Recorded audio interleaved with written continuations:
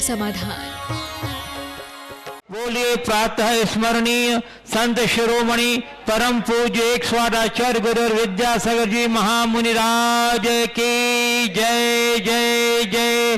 बोलिए गुणायतन प्रणेता शंका समाधान प्रवर्तक भावना योग प्रवर्तक प्रखर वक्ता परम पूज्य 108 मुनिवर श्री प्रमाण सागर जी मुनि महाराज की जय जय जय। परम जय 108 मुनिवर श्री अरह सागर जी मुनि महाराज की जय जय जय। उपस्थित श्रद्धालुजन, प्रतिदिन की तरह आज भी संघ का समाधान कार्यक्रम सागर स्थित भाग्योदय तीर्थ के पावन परिसर में आयोजित है। आज के इस पावन परिसर में आयोजित संघ का समाधान के कार्यक्रम का जो लोग आनंद ले रहे हैं उन सबों का मैं सागर की समस्त जैन समाज और भाग्योदय तीर्थ कमेटी की ओर से हार्दिक हार्दिक स्वागत करता हूं।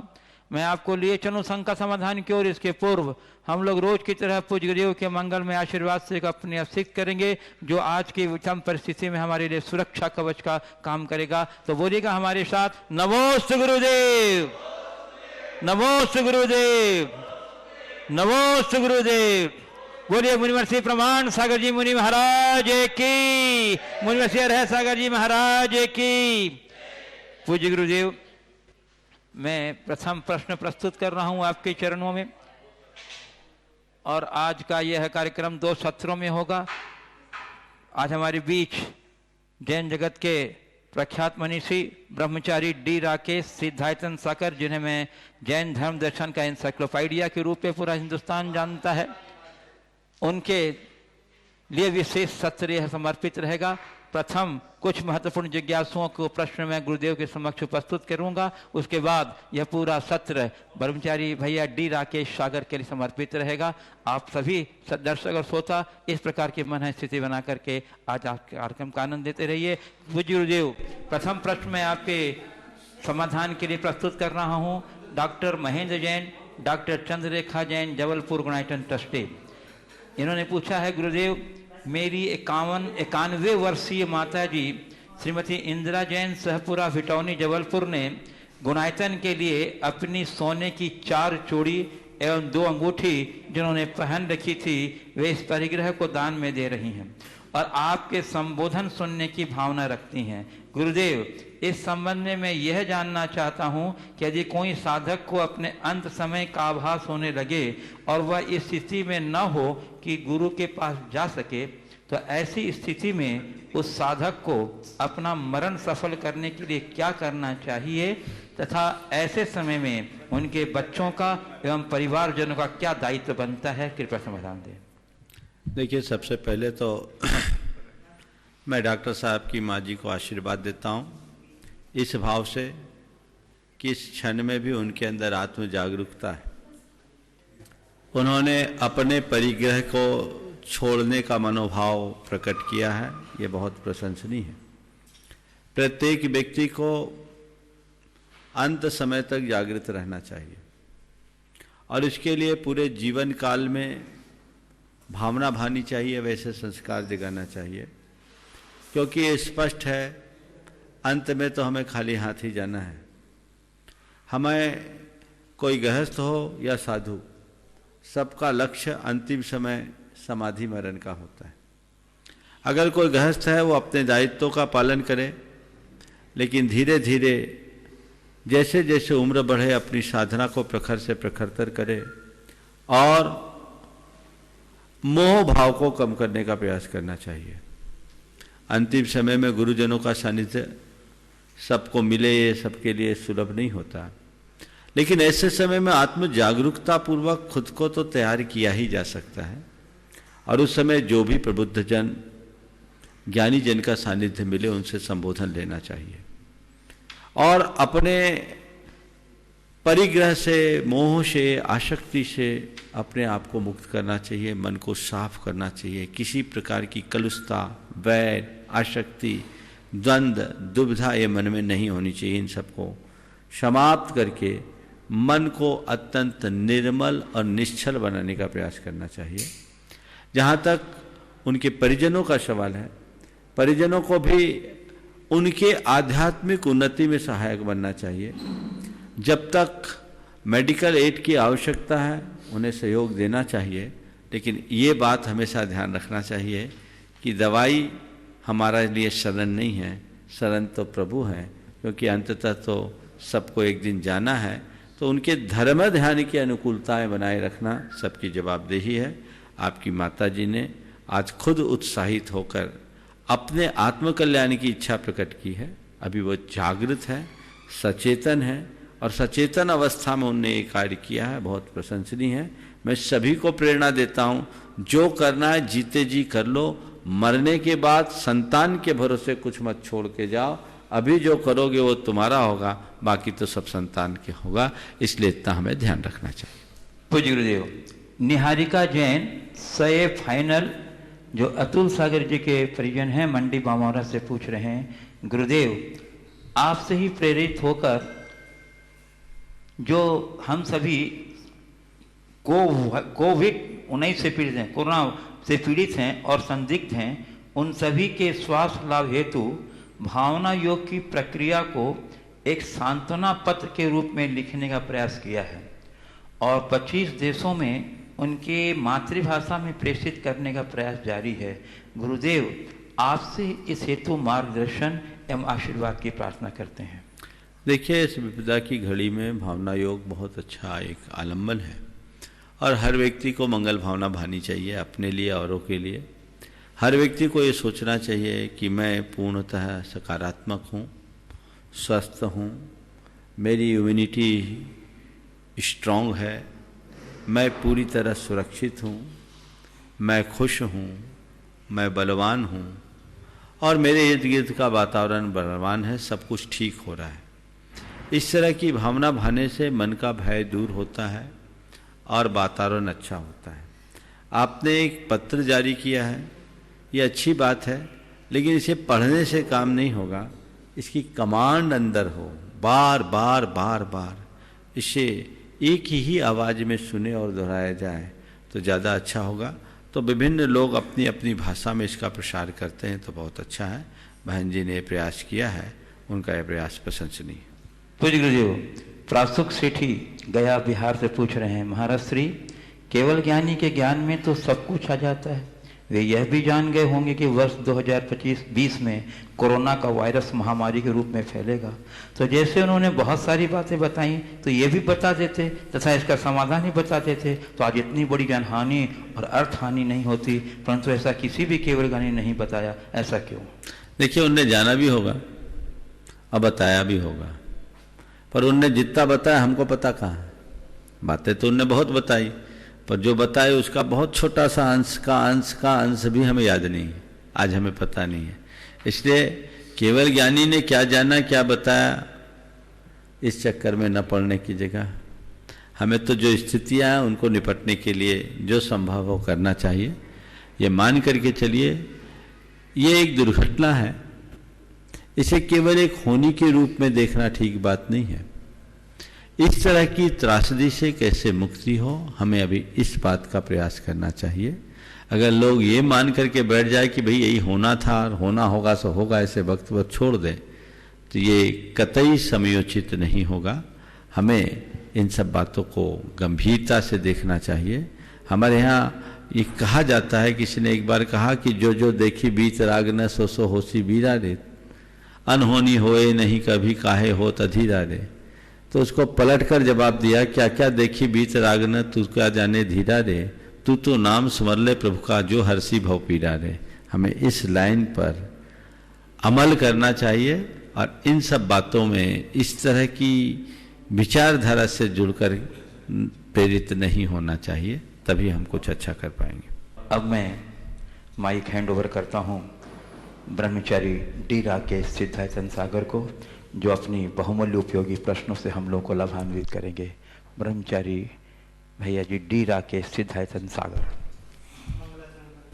ओ महाराज जी, जीवन में ऐसा देखते हैं कि चाहे चक्रवर्ती हो, चाहे विद्यार्थी हो, चाहे व्यापारी हो या कोई किसी भी प्रकार का उद्यमी हो, उपलब्धियों का एक माया जाल उनके जीवन में रहता है और यदि उसमें सफलता मिलती है तो थोड़ा अहंकार बढ़ता है, और असफलता मिलती है तो अवसाद भी आता है। फिर जीवन का विकास कैसे होना चाहिए? बहुत ही अच्छा सवाल है। ये स्वाभाविक है, मनुष्य के जीवन में उपलब्धियां जुड़ती है और वो उपलब्धियों का मूल्यांकन करता है, तो उसका कुछ अहंकार भी होता है, आसक्ति भी होती है। और जो अहंकार और आसक्ति में जीते हैं वो बाह्य उपलब्धियों को ही सर्वस्व मानकर उसमें उलझ जाते हैं। जब तक वो उपलब्धियां बनी रहती है, अभिमान में जीते हैं, उसमें कमी आती है, अवसाद से ग्रसित होते हैं। और ये बाह्य उपलब्धियां मनुष्य को अनेक प्रकार के मनोविकारों से जोड़ देती है, जिसके कारण अनेक प्रकार की विकृतियां भी उत्पन्न होती हैं। उपलब्धियों को टाला नहीं जा सकता, ये संयोग है। हमारे यहाँ तीर्थंकरों को भी उपलब्धियां हुई, चक्रवर्तियों को भी उपलब्धियां हुई, पर दो तरह के लोग होते हैं। एक होते हैं जो अपने जीवन में प्राप्त उपलब्धियों में अभिमान और आसक्ति भरा व्यवहार करते हैं और उन्हें ही सर्वस्व मान लेते हैं, और दूसरे वे लोग होते हैं जो बाह्य उपलब्धियों को क्षणिक संयोग मानकर उसका उपयोग करते हैं, उपभोग करते हैं, पर अभिमान नहीं करते। जो उनका उपयोग करते, उपभोग करते हैं, वे उपलब्धियों का सही लाभ लेते हैं, और जो केवल अभिमान करके बैठ जाते हैं वे अपना बहुत कुछ खो देते हैं।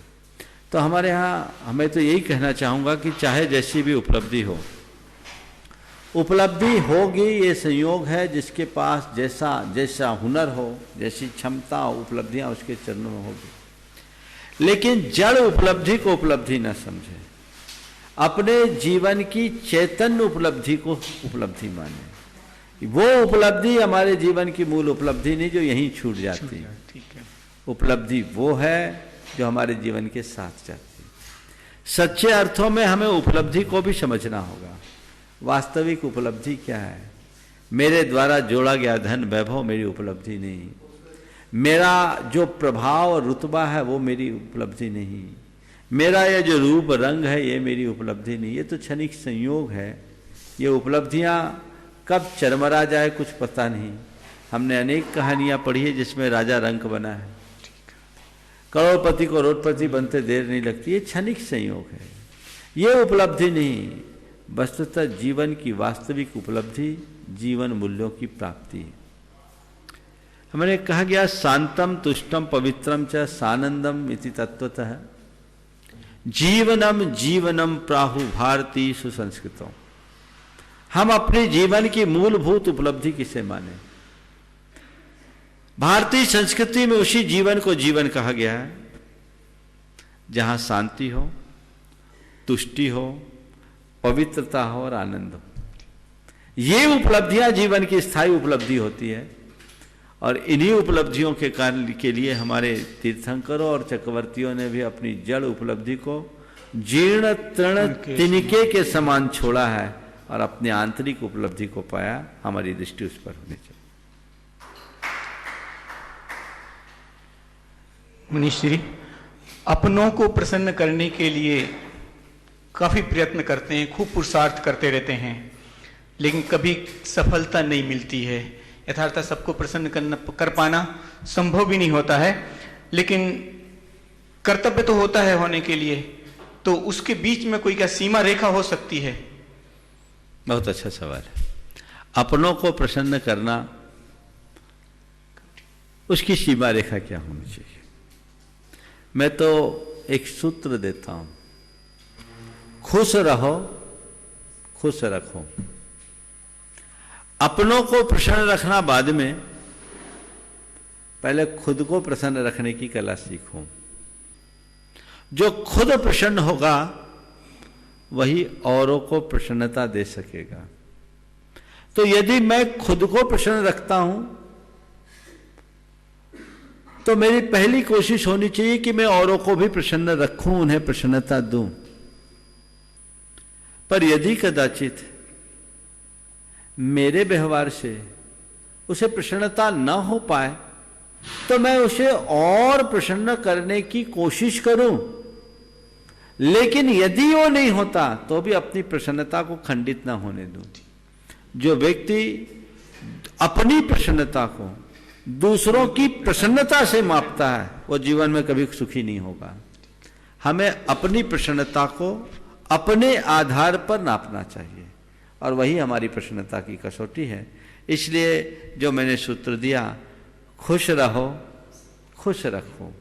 मैं खुद खुश हूं, मेरी तरफ से कोशिश है कि सामने वाले को खुश रखूं, पर कदाचित मुझसे कोई प्रसन्न न हो, मुझे उसकी परवाह नहीं, पर मेरी ये जवाबदारी है मुझसे कोई दुखी ना हो, मुझसे कोई दुखी ना हो, प्रसन्न ना हो वो उसकी बात है। मैं कोशिश करूंगा मैं सबको खुश रख सकूं, ये मेरे हाथ में नहीं है, पर मैं किसी को दुख न दूं ये तो मेरे हाथ में है। हमें ये कोशिश करनी चाहिए कि हम बुद्धि पूर्वक कभी किसी को दुखी न करें। कोई दुखी हो जाए बात होती, बुद्धि दोनों पहलू एक ही पहलू में से, तो दुखी नहीं होना और सुख प्रसन्न रखना। हाँ ठीक है ना। ऐसा है कि मुझसे आप प्रसन्न रहो न रहो कोई जरूरी नहीं। अगर आप तटस्थ हो मेरे तरफ तो आप मुझसे प्रसन्न रहो, कोई जरूरी नहीं। लेकिन आप मुझसे दुखी हो गए तो उसमें मैं जिम्मेदार हूं। मैं अगर चलाकर ऐसा व्यवहार करूं जिसमें आप दुखी हो, मैं आपको चलाकर सुखी न कर पाऊं, उसकी मुझे कोई परवाह नहीं। पर मुझे ये जागरूकता रखनी चाहिए कि मुझसे सामने वाला दुखी ना हो, मेरे कारण वो दुखी ना हो, मैं निमित्त ना बन। इसके कारण तो खुद ही दुखी हो जाते हैं, समस्या तो नहीं। वो अगर सहज भाव से जिएगा, कर्तृत्व की भावना से मुक्त होकर कर्तव्य की भावना में जिएगा तो ऐसा नहीं। बहुत अच्छा। प्रत्येक व्यक्ति अपने आप को विशिष्ट समझता है। उसे लगता है सारे नियमों का उल्लंघन करने की प्रवृत्ति इससे उसके अंदर पैदा होती है। फिर व्यवस्था कैसे बने इसमें? देखिए, ये जो बात कही है ये तथाकथित विशिष्टों की बात है। मेरी दृष्टि में विशिष्ट वह है जो सच्चे अर्थों में शिष्ट है, और जो शिष्ट होगा वो व्यवस्था बनाएगा, अव्यवस्था नहीं करेगा। अब नामधारी विशिष्टों को तो हम क्या कहें, वो व्यवस्था से ऊपर अपने आप को मानते हैं। ये उचित बात नहीं है। मेरे संपर्क में ऐसे अनेक लोग हैं जो आज बड़ी ऊंचाइयों को छूते हैं, छुए हुए हैं और समाज में महत्वपूर्ण स्थान रखने वाले हैं। पर मैंने देखा अति विशिष्ट होने के बाद भी पीछे की पंक्ति में बैठते हैं।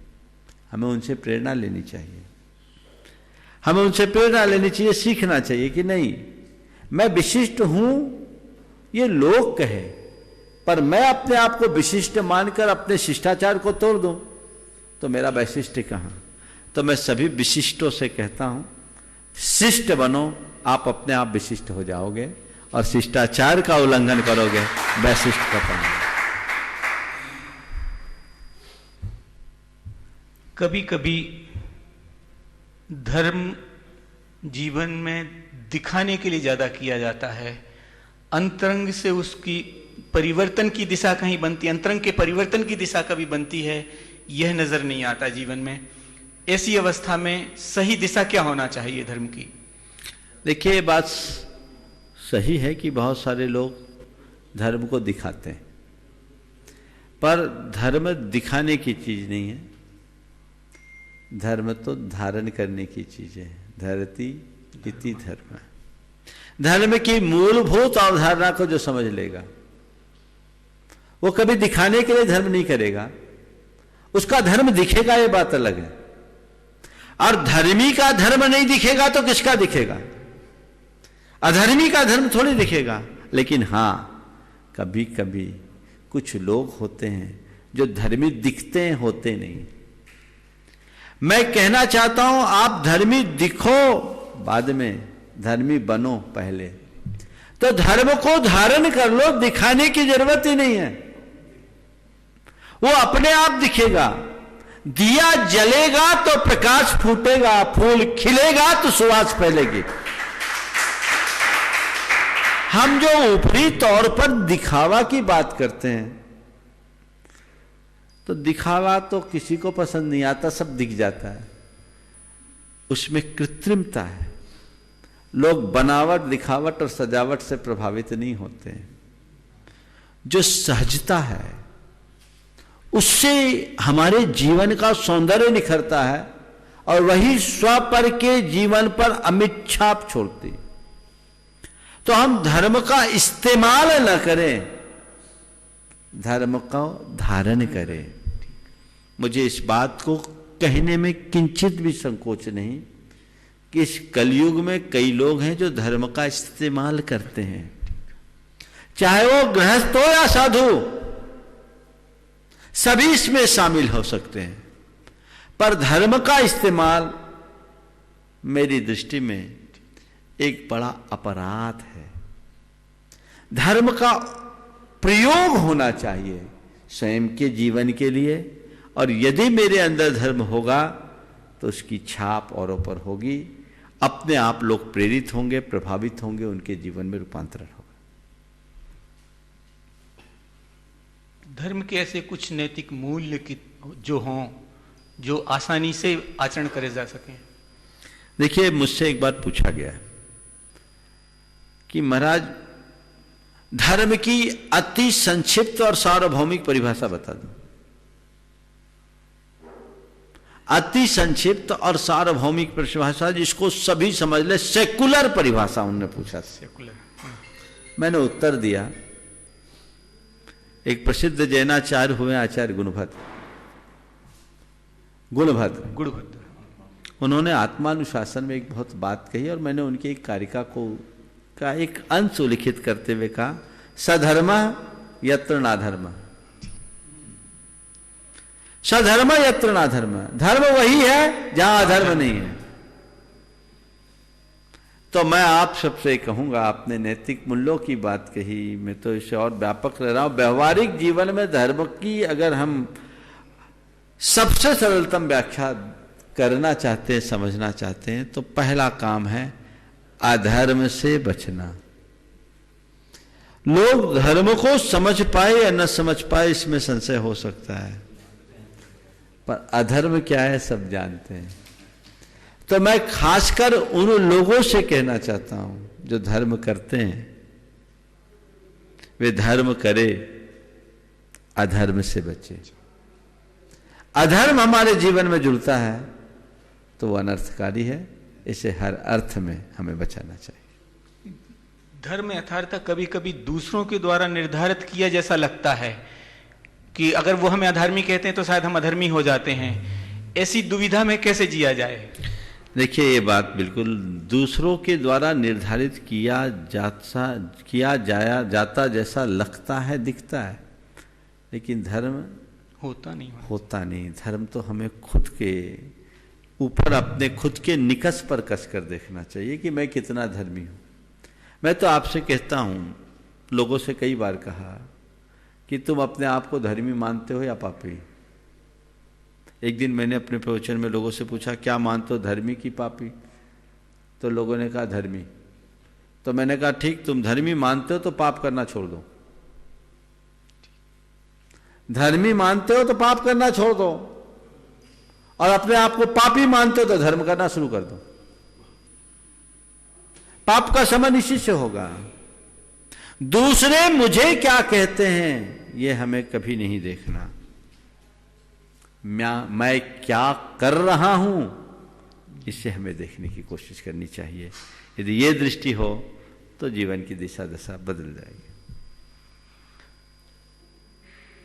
जीवन में क्रियाशीलता जीवन को विकासोन्मुखी बनाती है, लेकिन दूसरी तरफ हम देखते हैं कि यदि इस क्रियाशीलता में लगे रहते हैं तो अपनी शांति और आनंद को हमसे दूर चले जाते हैं। निरंतरता क्रियाशीलता में बनी रहने के कारण से ऐसी दशा में हमें उन दोनों चीजों में सामंजस्य कैसे बिठाना चाहिए? देखिए, क्रियाशीलता और निष्क्रियता दोनों जीवन में उपयोगी है। अगर क्रियाशीलता का महात्म्य समझना है तो हम जुगनू को देखें।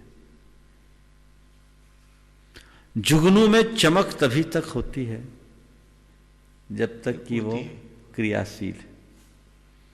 उसमें जब तक गति है, प्रगति है, क्रियाशीलता है, उसकी चमक दिखती है। स्थिर होते ही उसकी सारी चमक समाप्त हो जाती है। लेकिन निष्क्रियता का आनंद लेना है तो पक्षी को देखें। पक्षी ऊपर आसमान में उड़ता है, जब तक क्रियाशील रहता है उसे बड़े आयास करने पड़ते हैं, प्रयास करने पड़ते हैं, श्रम करना पड़ता है, अपने पंखों और डैनों को बार बार ऊपर नीचे करना होता है। पर उसका असली आनंद तब होता है जब दोनों पंजों को फैलाकर परम निष्क्रिय होता है तो असीम उड़ान का आनंद भरता है। धर्म क्षेत्र में भी, व्यवहारिक क्षेत्र में मनुष्य को क्रियाशील होना चाहिए, आपके जाकर के जुगनू की भांति या पक्षी के प्रारंभिक दौर की भांति। लेकिन अंतर्मुख होने के लिए उसे अपनी क्रियाओं से ऊपर उठना होगा। जब तक मैं क्रियाओं में रत रहूंगा आत्मा में नहीं डूब पाऊंगा। अध्यात्म का आनंद प्रवृत्ति में नहीं, निर्वृत्ति में। तो व्यवहार में तुम कदाचित क्रियाशील रहो, यह उपलब्धि क्रियाशीलता की अल्पकालिक होती है। जब तक तुम गतिशील हो, तुम्हारी चमक दिख रही है, रुक गए, खत्म। लेकिन स्थिरता की जो अनुभूति होती है वो चिरंतन और शाश्वत होती है। अध्यात्म में उसी की प्रेरणा है और हमारे जीवन वो घटित होना चाहिए। सैद्धांतिक रूप में ऐसा देखते हैं, दया धम्मो धम्मो दया विशुद्धो। धर्म जो है दया पर आधारित है, लेकिन व्यवहारिक रूप में हमें दिखाई देता है कि दया दुख की जननी है। सिद्धांतिक और व्यवहारिक इन दो रूपों का सामंजस्य कहां तक हो रहा है? बहुत अच्छा सवाल है आपका। ये बात यथार्थ है कि दया धर्म का मूल है और ये हमारे जीवन का एक बहुत बड़ा गुण है, एक धर्मी की पहचान है। जैसे सूखी धरती पर बोया गया बीज अंकुरित नहीं होता, वैसे ही जिस मनुष्य का हृदय दया से आर्द्र नहीं होता उसके चित्त में धर्म का अंकुर नहीं फूटता। इसलिए हर धर्मी को दयालु होना ही चाहिए। लेकिन आपने पूछा, व्यवहारिकता में दिखता ऐसा है कि दया तो दुख की जननी हो रही। एक होती है सहज दया, सहज दया, और एक होता है मोह से प्रेरित दया। सहज दया मनुष्य को संवेदनशील बनाती है, करुणाशील बनाती है और उसे धर्म के लिए प्रेरित करती है।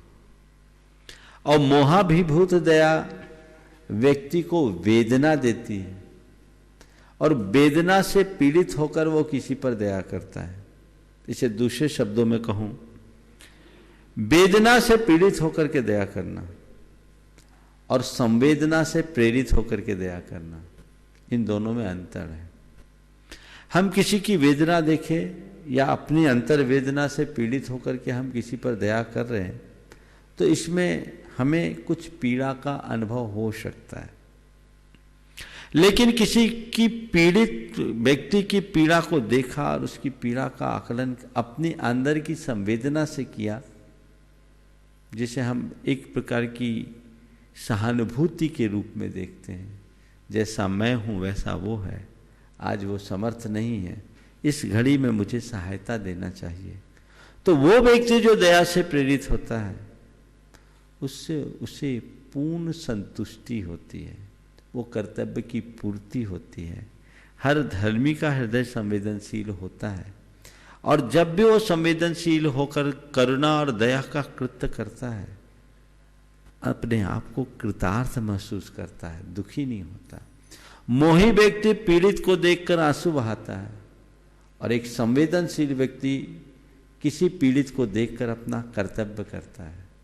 हम दया से प्रेरित होकर कर्तव्य करें, आंसू न बहाएं, आंसू पोंछने का कार्य करें। मोहित व्यक्ति तो दया नहीं करता है, यथार्थ मोह का प्रकटीकरण करता है मात्र। हाँ, उसे हम कह सकते हैं। जो आप जिस दया को दुख की जननी कह रहे हैं तो लोक में वो दया दिखती है, यथार्थोदया होती नहीं, आप ऐसा कह सकते हैं। बिल्कुल। आत्मा आत्मा का गुरु होता है, इसको थोड़ा सा स्पष्ट करें। बहुत अच्छा। गुरु कौन? आचार्य पूज्यपाद ने इस बात को बहुत अच्छे से व्याख्यायित किया।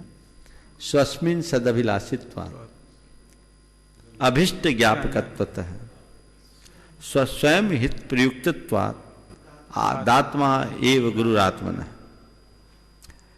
गुरु कौन है? जो हित का अभिलाषी हो, जो अभिष्ट को देने वाला हो और हित में लगाने वाला हो। सच्चे अर्थों में देखा जाए तो आत्मा ही अपने कल्याण के लिए कल्याण की अभिलाषा रखता है और आत्मा ही अपने आप को कल्याण के मार्ग में लगाता है।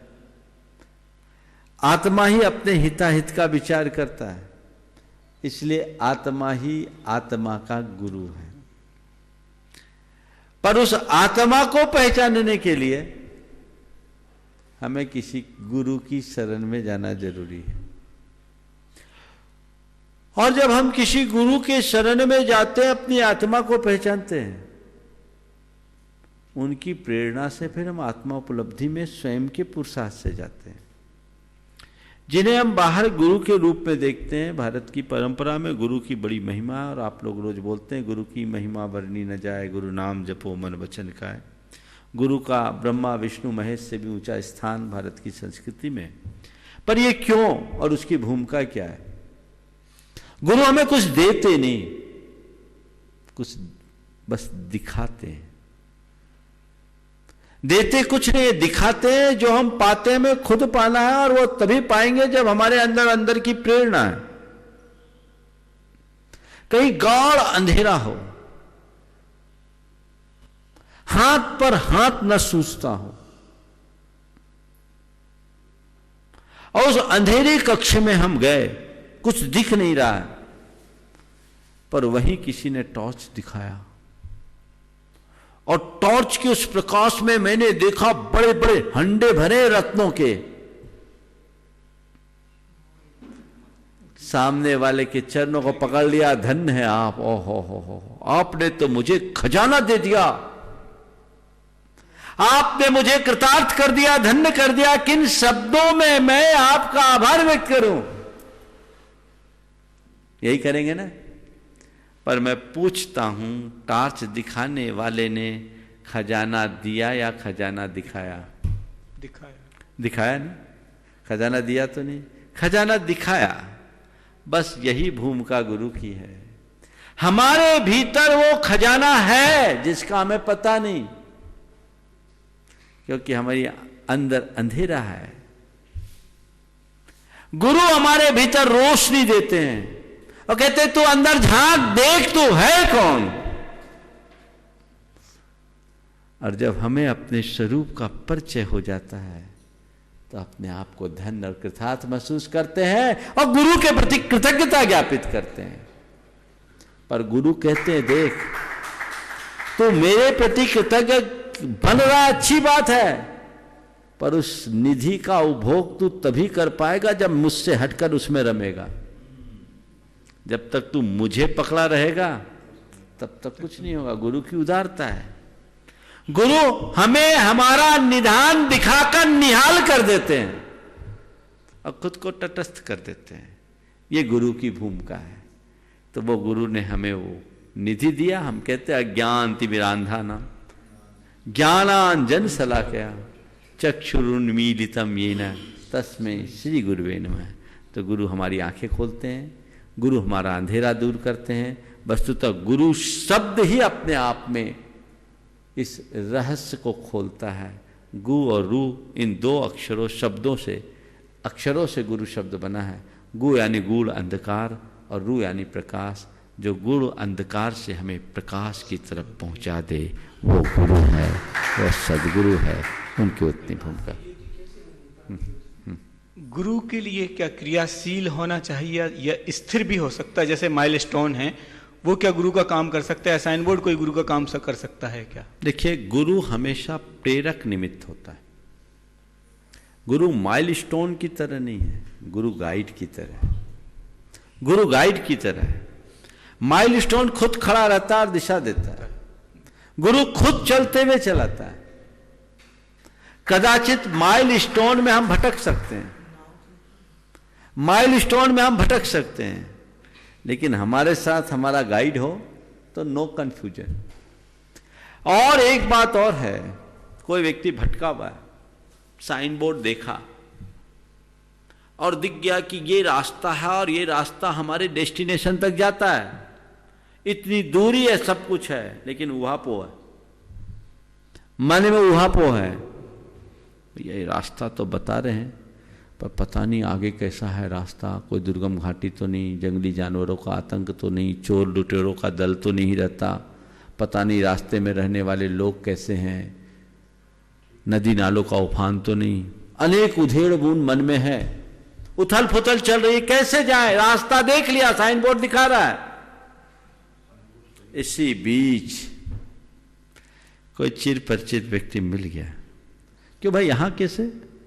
बोले क्या बताऊं, बड़ी दुविधा में हूं, मुझे अमुक गांव जाना है, ये रास्ता है, कभी देखा नहीं, जाना नहीं, पता नहीं कैसे। बोले ये रास्ता, मैं इसके चप्पे चप्पे से परिचित हूं, अक्सर मुझे मेरा आना जाना होता, आज भी मैं उधर ही चल रहा हूं, तुम्हें चलना तो मेरे पीछे आ जाओ, रास्ता अच्छा है, सड़क अच्छी है, रास्ते में पड़ने वाले गांव के लोग भी बहुत अच्छे हैं और हम दिनस्थ होते तक पहुंच जाएंगे, आ जाओ मेरे साथ साथ चलो, मैं चल रहा हूं। अब क्या होगा, हमारे रुके कदम सहज आगे बढ़ेंगे, बढ़ेंगे कि नहीं बढ़ेंगे? बस ये है मुखर निमित्त है। साइन बोर्ड ने हमें इंडिकेट कर दिया, लेकिन हिम्मत नहीं हुई। गुरु खुद चलते और चलाते उनको देख करके प्रेरणा आती है। अरे गुरु कहते मुझे देखो, तो लगता है वाकई ये चल रहे, मैं भी इनके पीछे लग जाऊं, अपनी मंजिल तक पहुंच ही जाऊंगा। मन का सारा संशय और भ्रम गुरु निकाल देते हैं, उनसे हमारा मार्ग मिल जाता है। कभी कभी गुरु जो मार्गदर्शन देते हैं वो बहुत थोड़ा थोड़ा सा देते हैं, डेस्टिनेशन तक की बात नहीं करते हैं। ऐसी दशा में जो पथिक होता है उसको चलने में मुश्किल भी होती है। टार्च के सहारे मात चलना बहुत संभव नहीं होता है। दूर माने सर्च लाइट यदि मिलती है तो डेस्टिनेशन आसानी से सर्च हो सकता है। ऐसी दशा में हमें क्या सर्च लाइट नहीं लेनी चाहिए? देखिए, अगर गुरु का आलम्बन हमें मिल गया और हमने गुरु को के चरणों में अपने आप को अर्पित कर दिया, तो ये सारी चिंता गुरु पर छोड़ देनी चाहिए, खुद से हटा लेना चाहिए।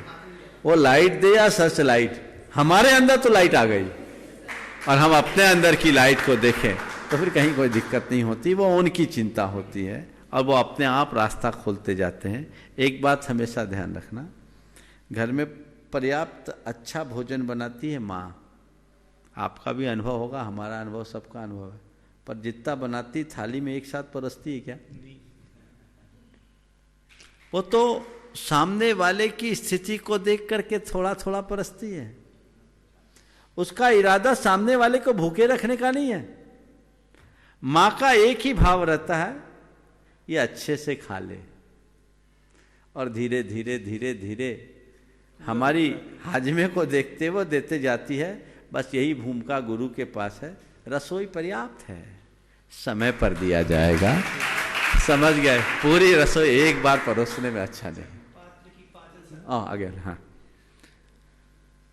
आपके उपदेशों में कई बार अवसाद को मिटाने के लिए नमोकार मंत्र लिखने की प्रेरणा दी जाती है। कई लोगों का सवाल है कि वो रजिस्टर इकट्ठे हो गए हैं, कापियाँ इकट्ठी हो गई, उनका क्या निस्तारण हो? देखिए, बहुत अच्छा। पिछले लगभग 20 वर्षों से, बल्कि और उससे ज़्यादा, मैंने अनुभव किया नमोकार मंत्र लिखने से लोगों में चमत्कारिक प्रभाव हुए। और ये चमत्कार क्या है? चमत्कार कुछ नहीं, ये त्रियोग शुद्धि का परिणाम है।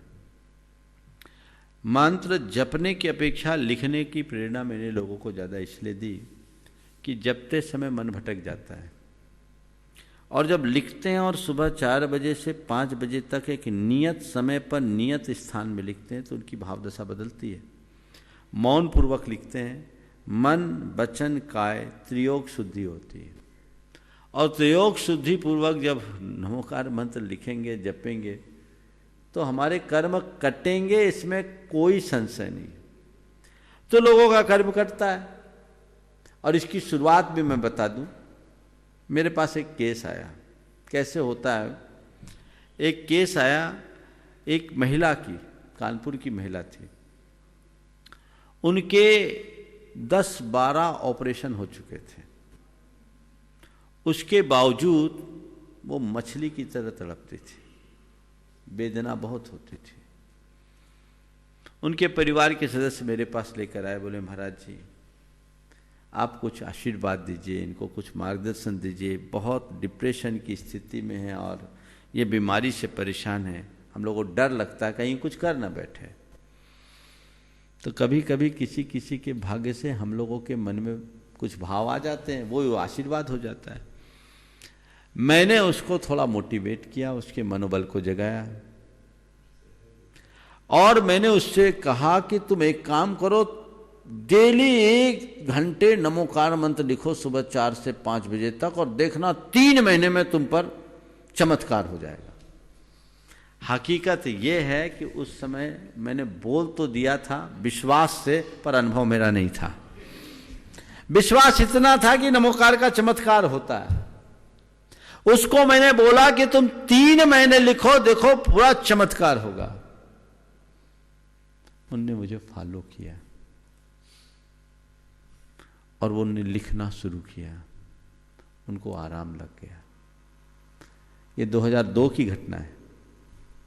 2003 में जब हमारा बोहरी वन चातुर्मास हुआ, वो परिवार सहित मेरे पास आए, उन्होंने कहा महाराज हमारी सारी दवाइयां छूट गई, आज भी लिख रहे हैं। इसके बाद मैंने हजारों लोगों को बताया, 4th स्टेज का कैंसर तक ठीक हुआ है। हालांकि मैं सभी से कहता हूं कि आप जो मेडिकल एड है वो लीजिए, पर साथ साथ ये भी कीजिए, इससे आपको आपका मनोभाव अच्छा होगा और ये आपके कर्म की उदीरना को रोकेगा, अगर कर्म साहित्य की भाषा से हम बात करें तो। अब आपने जो सवाल किया लेखन के बाद क्या करें, तो ये तो बहुत उपयोगी चीज है। उस रजिस्टर को घर में जिनवानी या यंत्र की भांति रखिए, नहीं, उसमें एक सावधानी रखिए, जिस किसी कॉपी पर नमोकार मंत्र लिखिए, आप जिस किसी डायरी में मत लिखिए, जिस किसी शाही से मत लिखिए। नमोकार मंत्र लिखना है तो बही खाता वाला रजिस्टर लीजिए, लंबा लाल रजिस्टर, और एक रजिस्टर भरने में 1 बरस लगते हैं, जिल्द बहुत मोटा होता है, मैंने प्रयोग कराया। वाटरप्रूफ इंक से लिखिए, कोशिश कीजिए नीले शाही से या फिर अन्य दूसरे शाही से, ब्लैक इंक का उपयोग कम से ना करिए। उससे आप लिखिए, वाटरप्रूफ इंक से लिखिए, वाटरप्रूफ पेपर पर लिखिए, ताकि शाही कभी फैले नहीं, वो नमोकार मंत्र मिटे नहीं। और ऐसे 2, 4, 10 जिल्दबद्ध 2, 5, 10 साल आप लिखते भी हैं तो घर में रखिए। घर में तमाम अशुद्धि रहती हैं, कुछ घर में जिनवानी रखते हैं कि नहीं? जिनवानी रखते समय अशुद्धि नहीं, शोर सूतक होता है, सब होता है। मैं आपसे पूछता हूं घर में जिनवानी रखी जाती है कि नहीं? तो जैसे जिनवानी ऐसे नमोकार है। जितनी शुद्धि से जिनवानी को रखते हैं उतनी शुद्धि से नमोकार रखिए, सीमित रखिए, धरोहर है। इससे सकारात्मक बदलाव आता है, सोच बदलता है, डिप्रेशन छूटता है, बीमारियां ठीक होती है। इस तरीके से लिखिए। आप इतने से कापियां लिख देते हैं, वो थप्पी लग जाती है, वो अभिनय होता है, वैसा कभी मत करना। और जिनने ऐसा कर लिया है उसके लिए फिर रिसाइकलिंग की प्रोसेस जहाँ हो रही है और सही प्रोसेस जहाँ होती पता लगा कर करना चाहिए।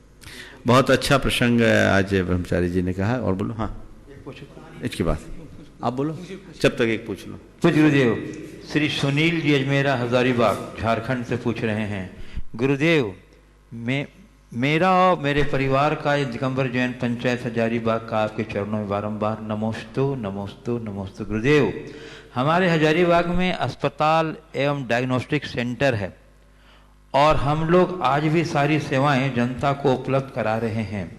ऐसे में हमारी टीम को काफ़ी जोखिम है।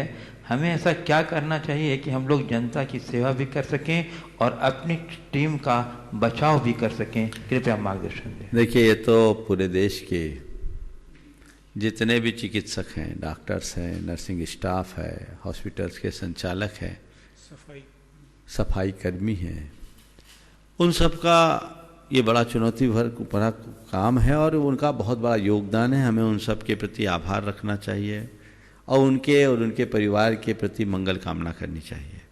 आपने पूछा है कि बिना जोखिम के हम काम कैसे करें।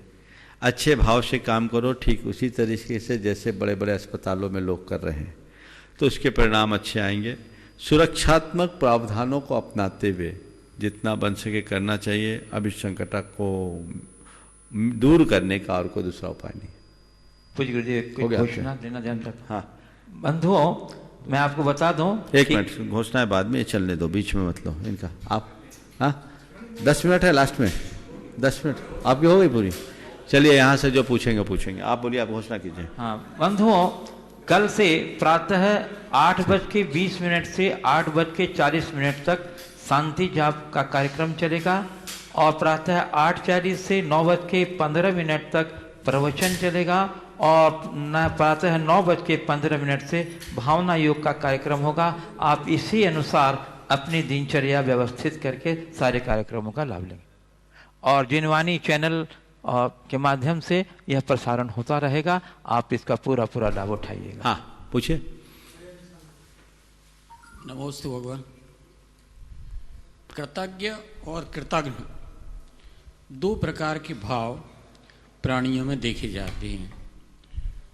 पशुओं में तो कृतज्ञता ज़्यादा दिखाई देती है और कृतज्ञता कम, किंतु मनुष्यों में कृतज्ञता कहीं कहीं दिखाई देती है और मनुष्यों में ज़्यादा कृतज्ञता। हाँ, ये कृतज्ञ भाव और कृतज्ञ भाव मनुष्य के जीवन में उसे कहाँ तक प्रभावित कर सकता है, चाहे वह परिवार हो, चाहे पड़ोस हो, चाहे गांव हो, चाहे देश हो, चाहे देश और देश अर्थात विदेश भी हो। कृपया देखिए, आपने बहुत ही, खड़े रहे 2 मिनट, बहुत ही महत्वपूर्ण बात उठाई। भारत की परंपरा में कृतज्ञता को एक बहुत बड़ा गुण और कृतज्ञता को एक बहुत बड़ा पाप निरूपित किया गया है। कृतज्ञता के संदर्भ में तो इतनी बात लिखी गई कि और सब पापों का प्रायश्चित तो फिर भी संभव है, पर अभागे कृतज्ञ का कभी उद्धार नहीं होता। जो कृतज्ञ है उसे बड़ी नीच श्रेणी का माना गया है। आप सुनकर के आश्चर्य करोगे। कुरल काव्य में लिखा, गोघने चैव सुरापे च चौरे भग्न व्रते तथा निष्कृति विहिता सदभि कृतघ्ने नास्ति निष्कृति। कदाचित किसी से गाय की हत्या हो जाए, कोई मद्यपान कर ले, कोई चोर हो जाए, कोई अपने व्रतों को खंडित कर ले, वो अपने प्रायश्चित से अपना उद्धार कर सकता है, पर कृतघ्ने नास्ति निष्कृति। ये हमारी सांस्कृतिक निष्ठा का एक प्रतीक है कि हमारी संस्कृति में कृतज्ञता को कितना बड़ा गुण और कृतज्ञता को कितने नीच दृष्टि से देखा गया। जो सच्चा धर्मी है, गुणी है, वो कभी कृतज्ञता का कार्य नहीं करता, और जो कृतज्ञ होता है उसका सारा धर्म कर्म व्यर्थ हो जाता है। इसलिए व्यक्ति को कृतज्ञ तो होना ही चाहिए और सबके प्रति कृतज्ञ होना चाहिए, पर 4 के प्रति कृतज्ञ तो नियमतः होना चाहिए। आपने बिल्कुल ठीक कहा कि पशु पक्षियों में कृतज्ञता का भाव दिखता है। कुत्ते को 2 रोटी खिला दो, जिंदगी भर दुम हिलाता है, लेकिन जिसने हमें पाल पोस करके बड़ा किया, लोग आज उसको कुत्ते जैसा दुर्व्यवहार करते, बल्कि कुत्तों से बुरा व्यवहार कर देते। ये ठीक नहीं है और हमें मेरी भावना की इन पंक्तियों को याद करना चाहिए। हूँ नहीं कृतज्ञ कभी मैं, द्रोह न मेरे उर आवे। ये भाव अपने हृदय में आना चाहिए और चार के प्रति कभी कृतघ्न न बनने का भाव रखना चाहिए। सबसे पहले माता पिता, माता पिता के प्रति जीवन पर्यंत ऋणी रहना चाहिए। और यदि हम ऋण स्मरण रखेंगे तो कभी कृतज्ञता का भाव आएगा ही नहीं, उनके ऋण का याद स्मरण होना चाहिए। दूसरा, प्रकृति के प्रति या धरती माता के प्रति कृतज्ञ होना चाहिए, मातृभूमि के प्रति कृतज्ञ होना चाहिए। अगर हम प्रकृति के प्रति, धरती के प्रति कृतज्ञ बने रहेंगे तो कभी धरती का प्रकोप नहीं झेलना होगा। आज जो कुछ भी घट रहा है वह उसी प्रकृति के साथ किए गए खिलवाड़ का परिणाम है। जिस धरती में हमने जन्म लिया, जिसका अनाज हम खाते हैं, जिसका पानी हम पीते हैं, जहाँ की सांस हम लेते हैं, उस धरती के प्रति हमारी कृतज्ञता होनी चाहिए, बल्कि पूरी प्रकृति के प्रति हमारी कृतज्ञता होनी चाहिए।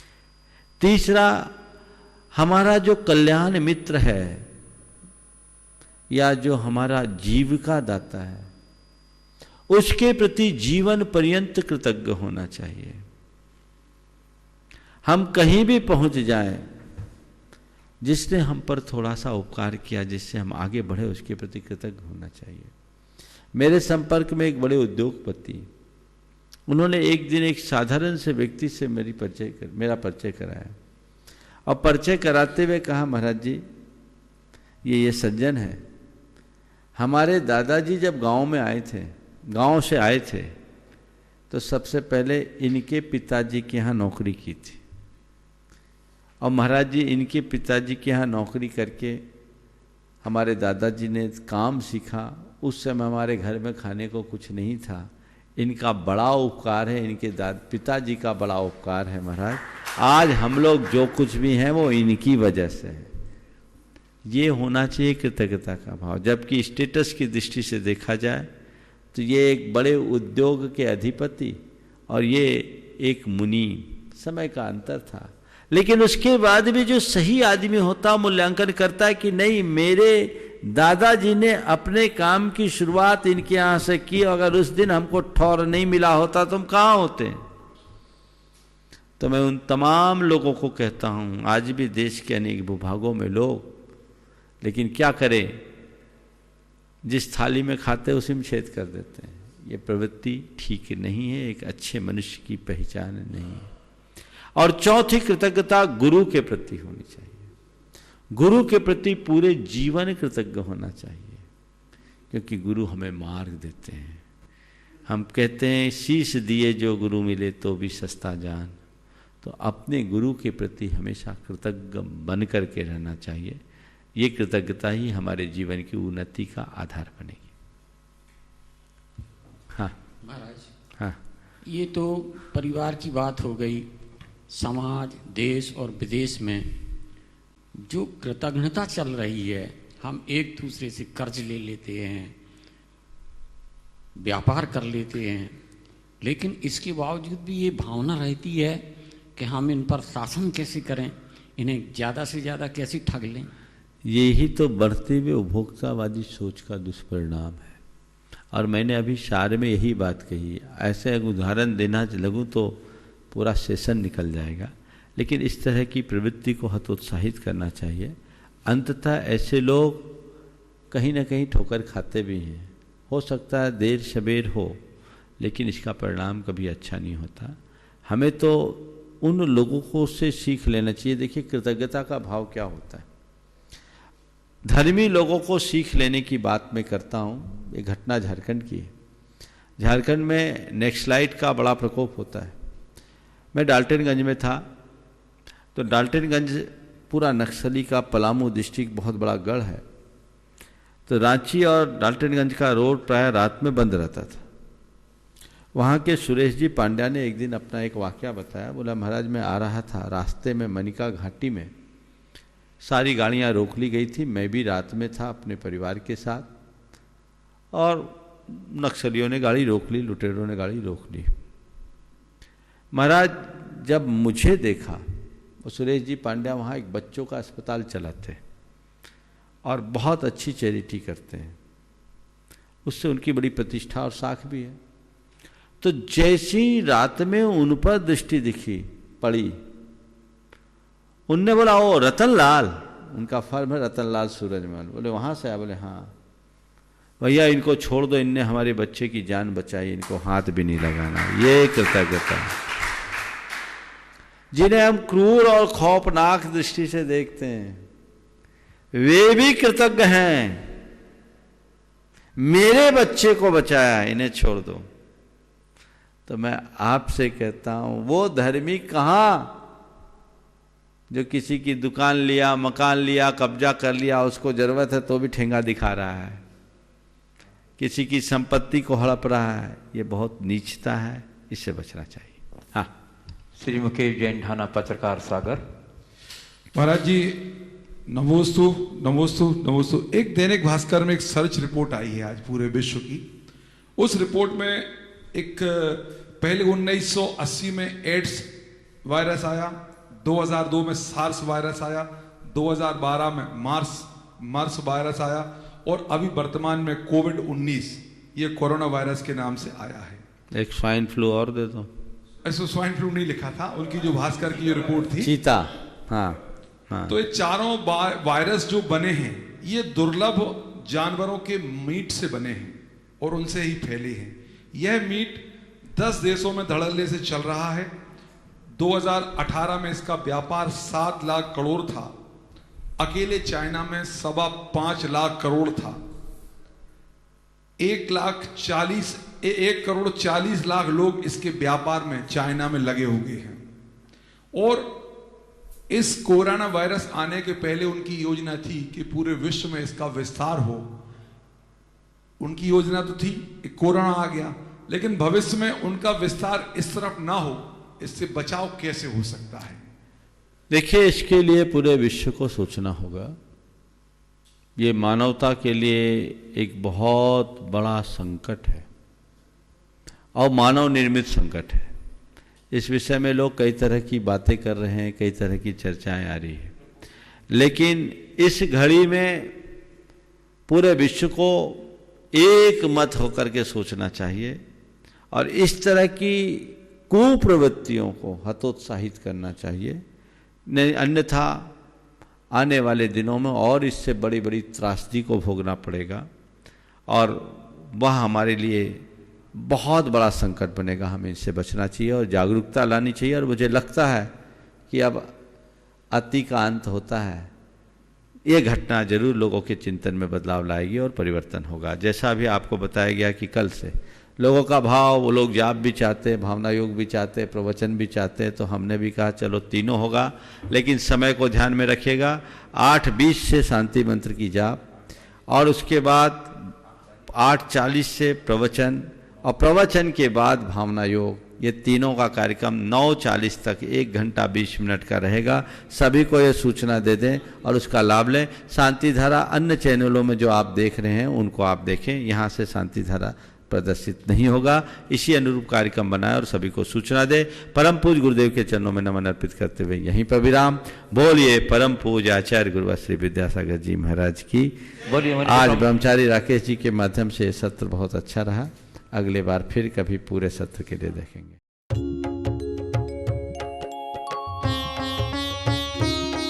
शक का समाधान।